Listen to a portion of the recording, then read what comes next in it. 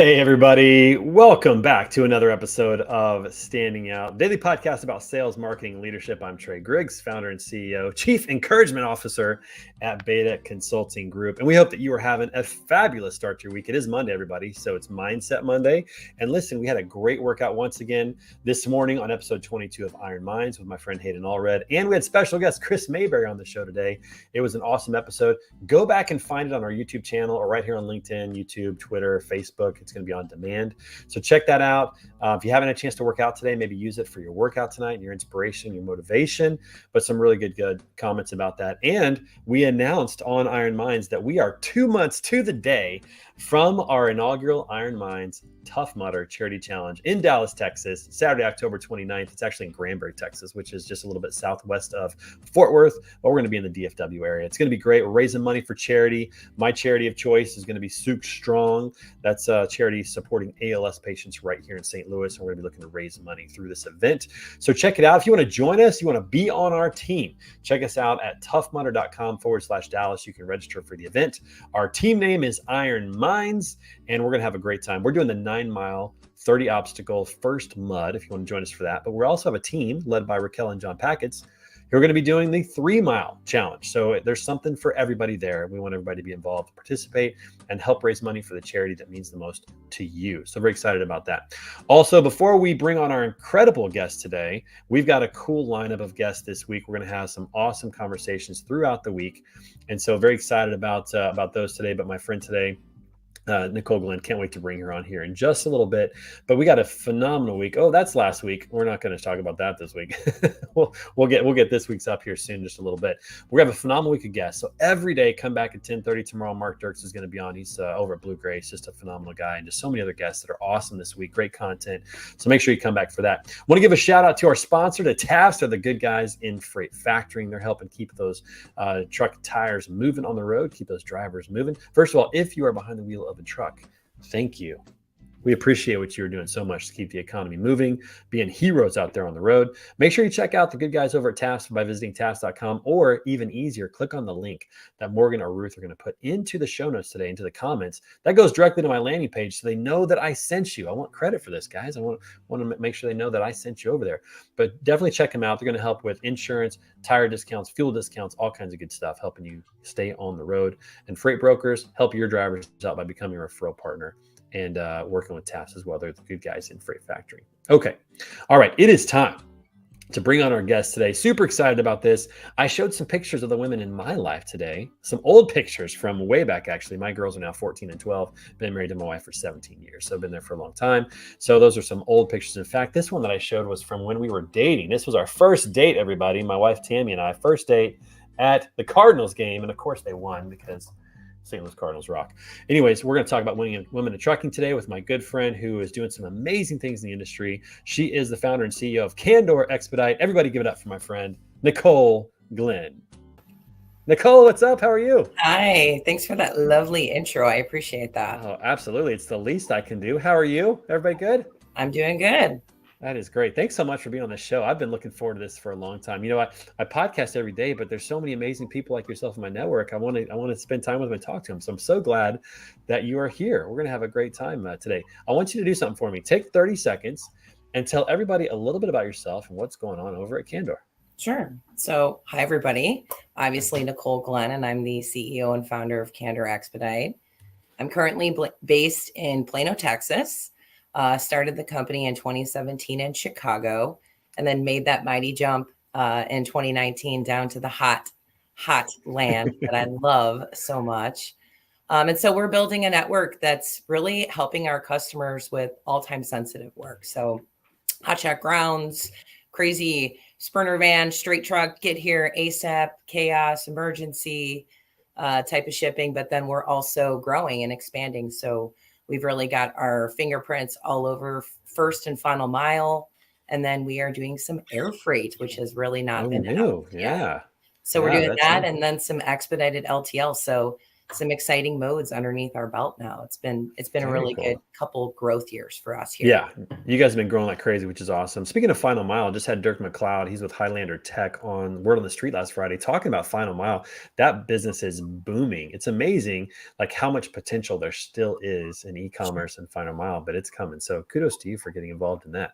That's Thank, awesome. thank you. You also do something very special for women in logistics, women in trucking. Talk a little bit about that because I want to dig into that for just a little bit. Celebrate that today. And first of all, say thank you for what you're doing for women in trucking. I've got some girls coming up in my house that, one day they might have an opportunity because of what you're doing. I appreciate that. For sure. Women in Trucking is an outstanding organization. So the CEO, Ellen Voy, she's so inspiring in her mission on what she's doing, just trying to get more women involved in Yeah. logistics. From She's going to really, be on the show in October. is she Excited. good? Yes. She's just amazing.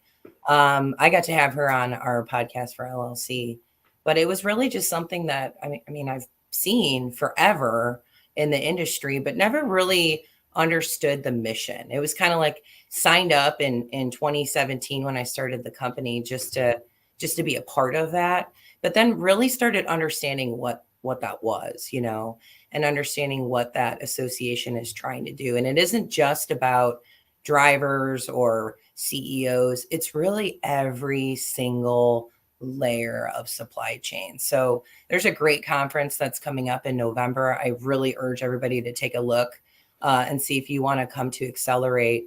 But women that are on docks, women that are routing LTL, women that are driving trucks, women that are in leadership spots like myself, and really every layer in between. And so it's just been so inspiring to be involved with that.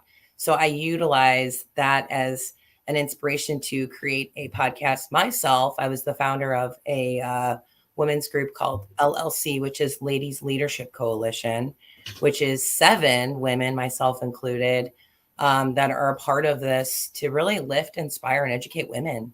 At first, it was just business, and now we're also talking about logistics and supply chain and sustainability, and bringing some amazing women on and interviewing them and letting them tell their stories for inspiration. So we have some great guests that have been on, and we have some really good ones planned here coming up soon too. That's so awesome. And to go back to the show, Accelerate, it's going to be in November for Women in Trucking. So what's the website again? Is it womenintrucking.org? Yes, Is it that correct? is.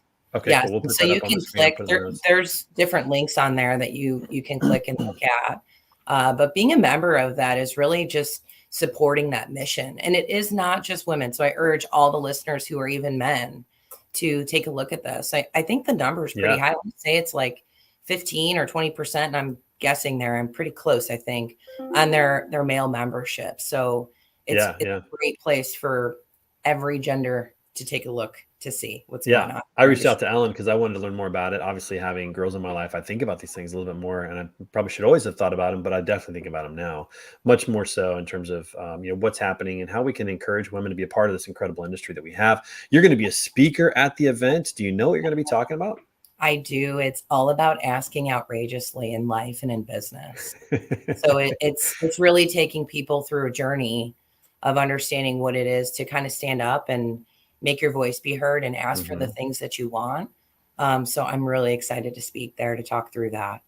Yeah. And I'm sure you'll talk on, compensations and promotions and things like that. But one of my favorite asks all time is asking for people's time, asking for them to spend time with you and to teach you things and to help you out. That's been a huge benefit and blessing for me, not being afraid to just say, hey, Nicole, can we chat for a half hour? We've done that several times, right? Sure. I mean, you've been very generous with your time, and, it's huge. That is, and mentorship is a big piece of that. Like you were saying, I think everybody puts this kind of weird cloud around asking someone to be their mentor and how to develop that relationship. But sometimes you just got to do what you just said and say, hey, I like what you have going on. Can you give me some insight on how that can help me? And a lot of people are willing to do that. And I think it's just overcoming that awkwardness inside yourself to just go, hey, this is what I'm trying to do. Yeah. Yeah, no, I think you're absolutely right. I think it really is an internal battle to get past that because most people, if you ask them, are willing to give you their time. Some can't. And usually they'll say, hey, listen, this isn't a good time. I'd love to, but I can't right now. They're not going to be rude about it. They're not going to, make fun of you. There's nothing like that happens. Right. And most people say, yeah, I can give you my time. I know that if anybody reached out to me, I try as hard as I can because so many people like you and many others gave me time that helped me on my journey, watching you go on your entrepreneurial journey. It's been so beneficial. So I love that. I can't wait to hear you speak. I'm hoping to get to the event. That's what I'm hoping to. I'm trying not to travel as much lately because my kids are getting older and it's killing me, but Yeah. I'm hoping to get to that event and support that, which is just really awesome. Yeah. And it's Talk down for a in minute. Dallas Oh, good. too. It's in Dallas. Okay, another Yeah. event in Dallas. Okay, Yeah. I'm just going to be flying to Dallas back. Speaking of which, hey, we need to get some people from Candor and yourself, maybe some other people in Dallas. We need to get some people together for this Tough Mudder. This is going to be a really fun event. I We got was several listening. options. We're going to raise Yes. money. And Jacob Cosiera, I mean, I'm calling him out on the show.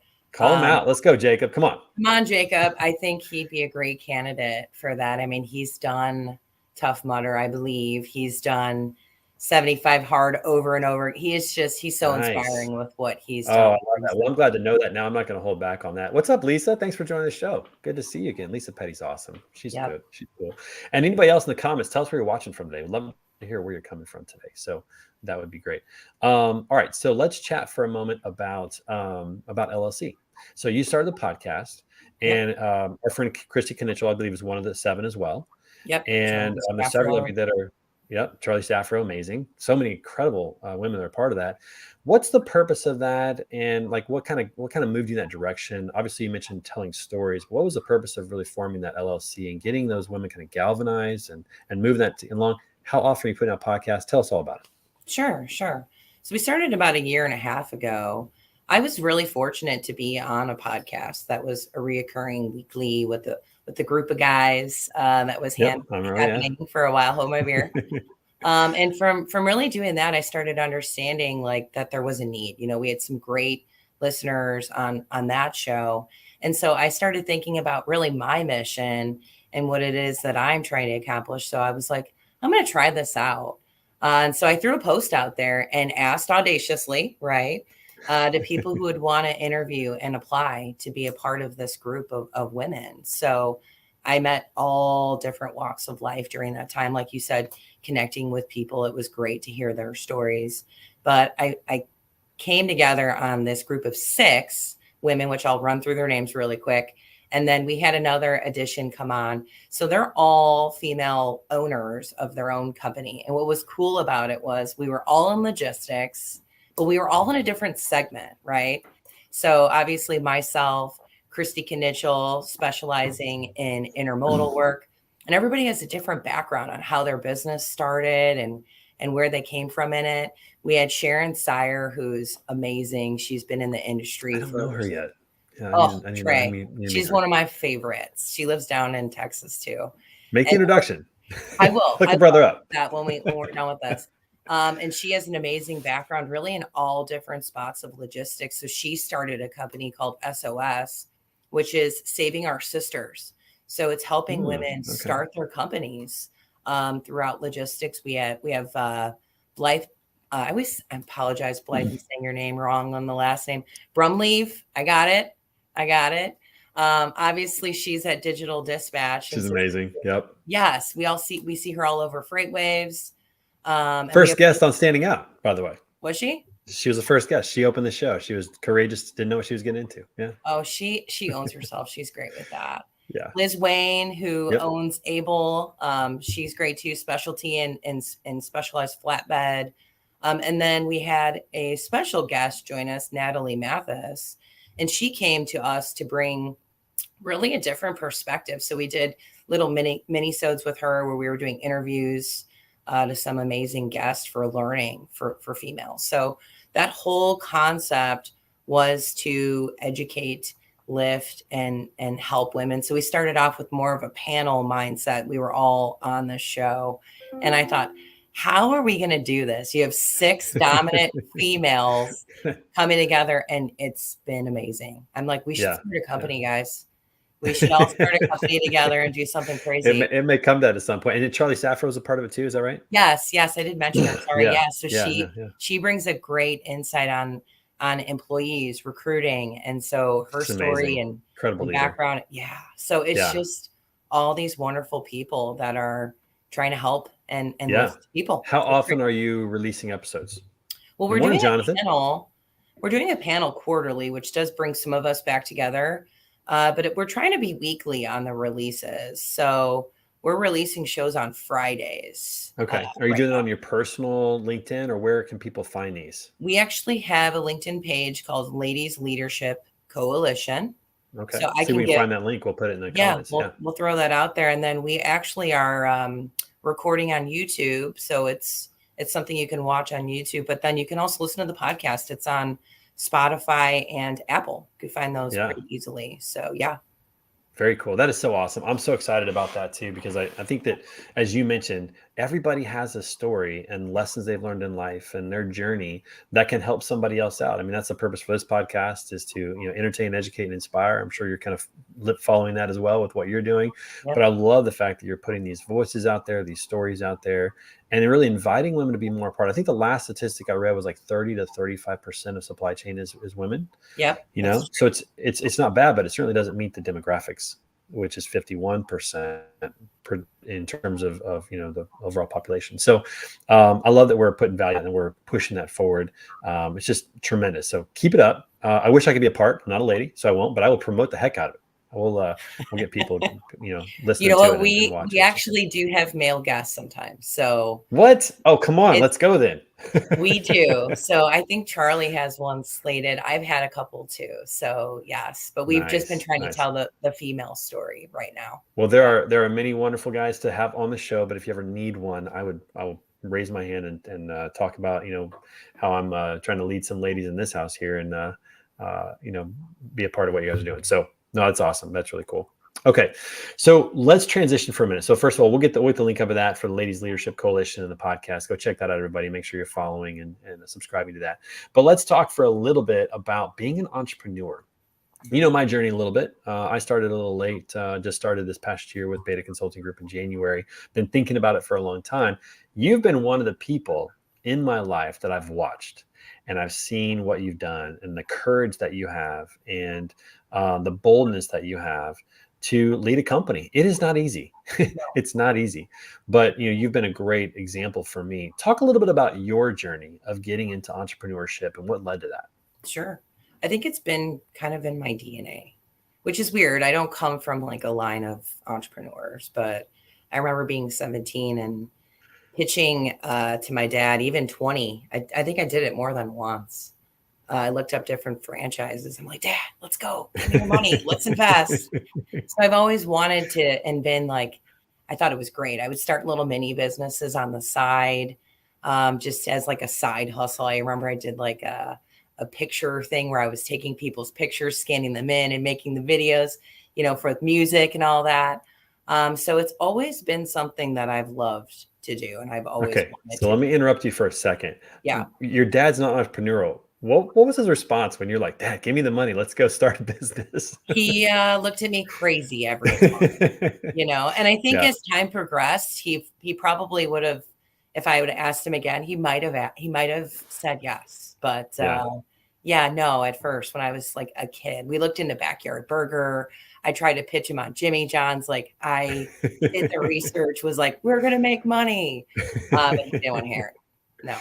But you always thought that way, like that was part of your mind. And I think it's really important to have self-awareness and to know who you are, but also to understand kind of what that means in business. I know for me, I just started to realize that I was a bad employee. And I don't mean like I did bad work. I just meant that like I wanted to call the shots. I wanted to steer the ship and have some say with direction and leadership. And if it's not my ship to steer, then it makes sense that, it's going to be frustrating. Did you kind of find that as well? Or kind of what was your journey from, okay, I know this is who I am, to then starting Candor? And did you have any businesses before Candor? No. So this is the first one. Okay. Yes. I actually appreciated being on the journey and falling in love with someone else's company. So I did do that. I worked at a company. You were a better employee than me. That's what we're going to say. I have to say that I was probably a pretty good employee. I actually cared for the company like it was my own. I still care for the company. it's just one of those things that I like knew that was in me. And so it was that ask audacious concept there where it was like, Yeah. I want to be a part of something that I can like put my fingerprints all over it and really have that kind of stake in it, and feel that it's not going to go anywhere. I also wanted the whole element of security, which is so funny because I look at that now, right?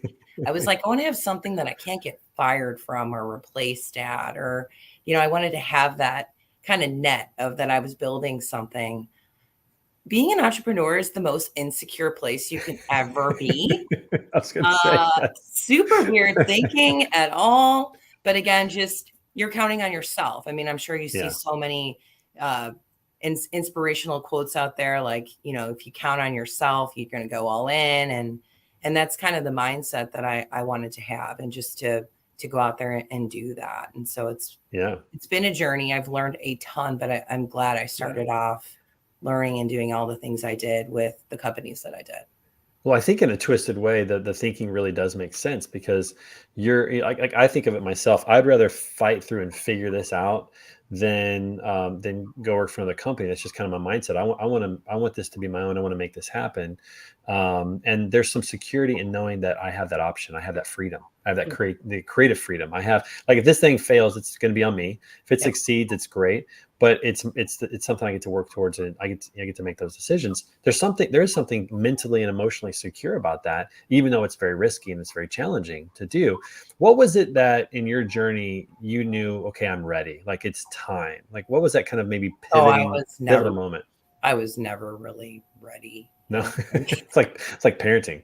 I think I don't know if that's a female, right? It kind of is, I don't know if that's a female trait. Like, we want to check every single box off saying, okay, I can do this. I could do this. I could do this. I don't know if it was really ever being ready. I just knew that I wanted to be a part of something. And so I just decided to take a leap. I think I was also burnt out at the time too. So I realized I was burnt out working. I ended up taking off like 5 months. And then I went and worked for someone else for just a year. And then I went, okay, I don't think I want to do this for somebody else, because I kept building logistics companies for other people. And it was cool. It was really cool to do, but it gave me that concept of like, all right, it's time. And I remember when I was leaving, I wasn't even going to go into logistics. I had this idea for a marketing company, and I wanted to create something different, and then saw that there was a logistics company for sale. So then I started doing some research. I didn't end up buying that company, but I then went, you know what? I'm just going to do this. And so I did it. Yeah. And just making that decision, to start, I think is so critical, because it is like parenting in many ways, or it's like getting married or anything major. You're not ready for it. And if you think you're ready for it, you're lying to yourself. There's so much to learn along the way, but it's a part of just jumping in and figuring it out and starting to learn, embracing the process and learning. I can tell you this, I've learned more in the last 8 months than I've probably learned in the last 5 years professionally, because I just got into it. And I guarantee that if somebody said, hey, in April, you're gonna have to learn how to do accounting. In June, you're gonna have to learn how to do different things as part of the business. If they'd have told me that in December, January, it might have been harder to start. Sometimes you just need to take the steps, embrace the process, and then learn throughout the process. And it sounds like you went through a similar experience. Constantly. And that's the part of me that I try to really put out there is I'm vulnerable to that. I'm always saying where I'm at and where I want to go, and really picking my team's brains on, hey, how can we do this better? And not being afraid to own that and keep learning and keep applying. And I think that's the whole thing. And then surrounding yourself with the people that can teach you. So same as you, really, I was an operator in the business for probably 3 years at, really getting in there. I was moving freight, doing all the customer calling, which I still love, creating customer relationships, but it was really that emphasis on that day-to-day, per shipment, per transaction spot that I was in. And then when the pandemic came around and we had already started our second office, we had that kind of disconnect from not being in the office every day. I remember going to the director and going, you know what, we need to really shift this mindset.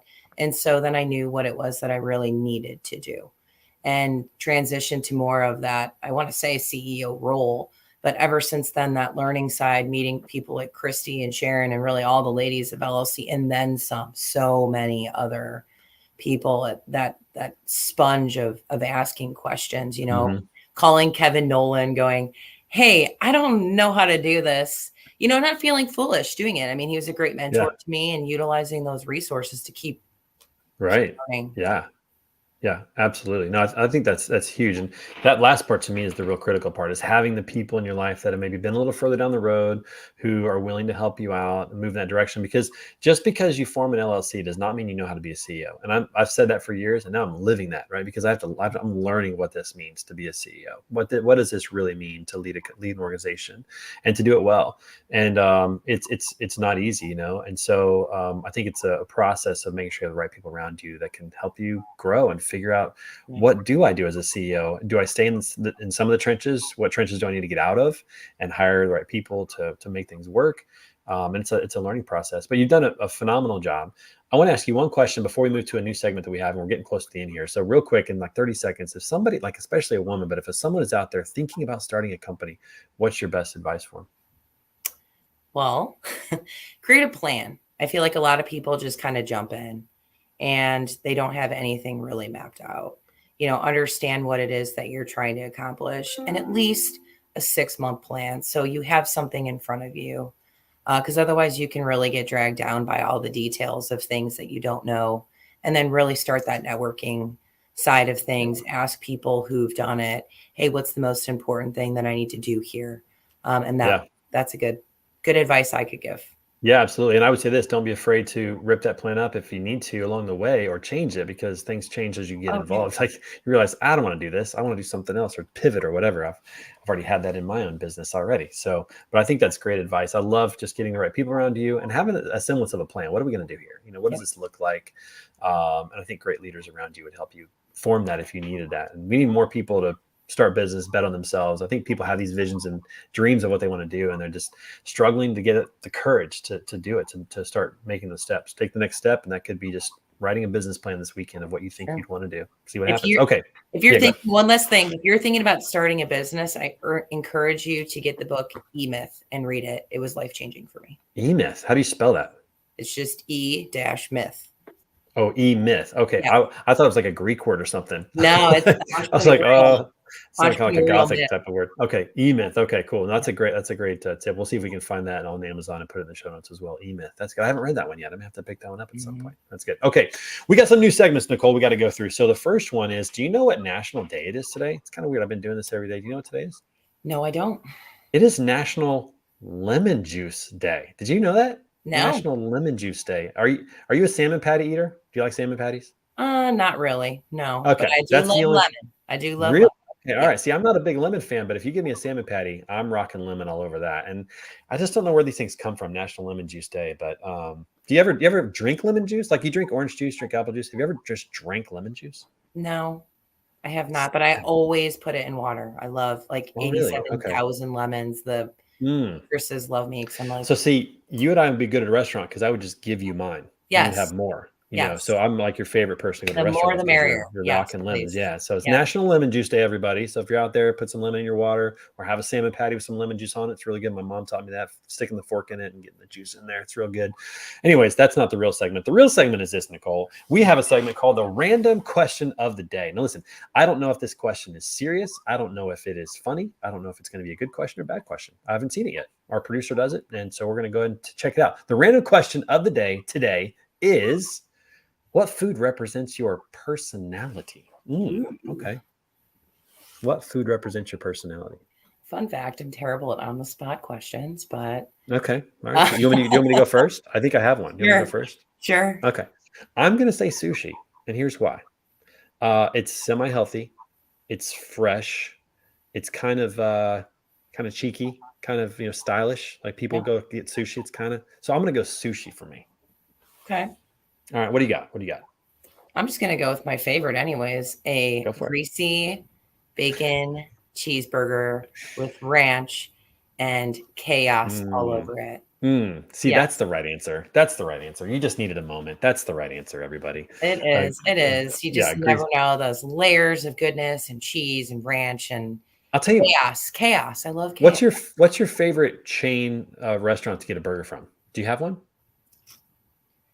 No. Okay, so I'm a huge Red Robin fan because they've got Well, all yeah. types of different burgers. I like the Royal Red Robin with the egg on top. I don't know why. I like the Hawaiian one with barbecue and pineapple. There's some good options there. I'm a big I fan. like That's a hole in good. the wall burger places. Yeah, yeah. Yes. There's one here at Alton, Illinois. There's one Fast Eddie's. If you're ever in St. Louis, you got to go to Fast Eddie's in Alton, Illinois. You will love it, and it's cheap, like $4 for a burger, and it's like old school, and you would love that. It's a total hole in the wall motorcycle joint. Like it's Yep. cool. Yeah, Yep. that's your jam right there. It is. Okay, Nicole, thank you so much for being on the show. We're at 30 minutes. This goes so fast. I feel like we could talk for another hour. Really Well, thank appreciate you you. for having me. I'm glad we did it. I appreciate it too. Yeah, absolutely. Make sure you come back and see us soon. We'll get you back on the schedule to get you back on the show, which is great. And everybody who's watching, thanks so much for being in the comments. Tell us what food represents your personality when you think about it. And make sure you guys come back tomorrow for our guest, Mark Dirks. He's the Chief Marketing Officer at Blue Grace Logistics. It's going to be an awesome conversation about what he's doing, about TMSA, all kinds of great stuff. And come back every day for an episode of Standing Out, a daily podcast about sales, marketing, and leadership. We'll see you guys real soon. Nicole, thank you. We'll talk to you soon. Bye. Thanks.